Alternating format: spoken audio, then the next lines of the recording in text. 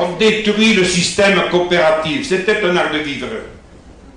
C'était une autre façon de penser. C'était une autre façon de voter. Et on le remplace dans 10 ans à venir. Nous aurons 1 million d'habitants de plus sur la côte et dans nos villages. Et ces habitants de plus, qui c'est? Ben, c'est les Allemands. J'ai rien contre eux. Tous ces retraités, c'est normal qu'ils viennent se mettre au soleil. C'est des Belges, c'est des Hollandais. Et c'est des gens du Nord. Et ces gens-là, eh bien, en arrivant ici, ils arrivent avec une autre mentalité. Ils viennent pour du soleil. C'est les mêmes qui veulent faire tuer le corps du voisin qui le réveille à 4 h du matin. Vous comprenez?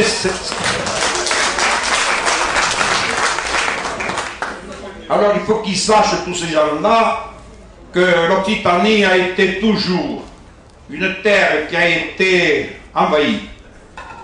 Elle n'a jamais été conquise, mais toujours une terre d'accueil, mais qui veut ne pas faire les cons, parce qu'il y en a qui repartiront. Il faut qu'ils le sachent. Et pour remplacer ces 200 000 salariés de la vigne qu'on est en train de tuer, eh bien on fait venir ces gens-là pour créer des emplois et on renouvelle les populations du Sud. Ça, en tant qu'Occitan, moi, je ne le supporte pas. Je ne le supporte pas parce que ça va être une autre façon de vivre. Ça va être une autre mentalité. Ça va être peut-être la fin de notre culture occitane si on n'y prend pas garde. Et c'est pour cette raison, je crois, et je suis ici avec plaisir, que cette langue occitane, il faut la perpétuer. Je crois que parmi vous, il y a beaucoup d'enseignants. Il faut arrêter cette langue mentale, cet enseignement parisien qui détruit les régions. Parce que ces langues, il faut savoir qu'à la guerre de 14, je le redis, et je le redis partout qu'il y a du pouvoir. Et au comité économique et social dont je fais partie, avec Denat, je suis parti de là, nous, chaque fois qu'il y a l'occasion, nous remettons sur le tapis de la langue. Parce que cette langue, on était 10 000 à Carcassonne. On était 20 000 à Béziers. Il y a un besoin qui monte, qui monte. Ce besoin, il faut qu'à travers l'enseignant, ce soit concrétisé. Il faut que cette langue, il faut qu'on l'enseigne aux Occitans. Il faut qu'on l'enseigne aux Catalans, aux Basques, aux Bretons et même aux Flamands qu'il y a depuis le village, dans le département du Nord. Parce que ces langues, c'est la langue de nos ancêtres. Cette langue, il faut savoir que tous ces Occitans, dont on a méprisé ces gens de la terre dans toute la France. À la guerre de 14, ils sont partis se faire tuer parce qu'on leur avait dit qu'ils allaient défendre leur patrie. Et tous ces garçons, tous nos arrière-grands-parents, ils se sont fait tuer.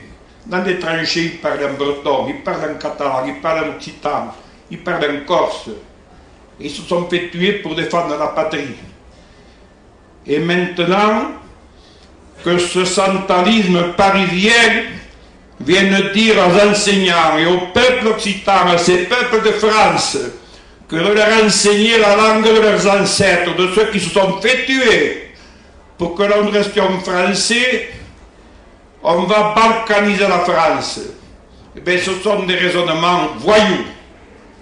La balkanisation se fait à travers les religions, mais jamais en respectant les langues de nos ancêtres. Et c'est pour ça que je crois que bientôt, il va falloir que peut-être ailleurs on va se retrouver 30 000, il va falloir que le corps enseignant il se remue un peu pour demander que cette langue elle est vivante, c'est la langue de leurs ancêtres qui sont là. Bien c'est parce que justement il y en a qui sont morts pour la défendre. Et qu'à ce moment-là, peut-être le pouvoir commencera à comprendre qu'ici, il y a des Occitans qui veulent vivre tranquillement au pays, qui veulent, ils s'en foutent pas mal de la Paris. On est bien ici, que voilà la foutre à vous. Moi, pendant 27 ans, je suis allé vendre mon vin. Bien, au bout de 15 jours, je revenais avec le nez bouché, tellement je respirais la saloperie. Et je me régalais quand j'arrivais. Pendant 17 ans, on a rodé toute l'Allemagne pour vendre notre vin. On a rodé toute la Belgique avec mon épouse qui est là. Et c'est parce que tu pars, tu vois ailleurs, et tu t'aperçois qu'il faut partir souvent ailleurs pour apprécier son pays.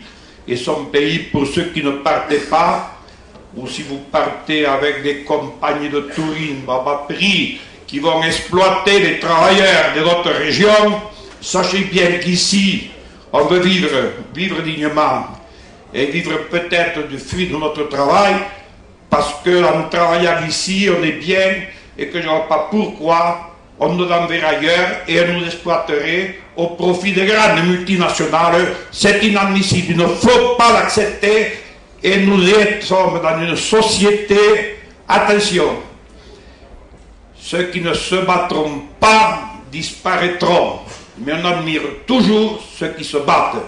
Et battez-vous, battons-nous tous ensemble pour la langue, pour vivre dans nos régions. Et je crois que si on se bat avec détermination, on respecte toujours ceux qui se battent pour des causes justes.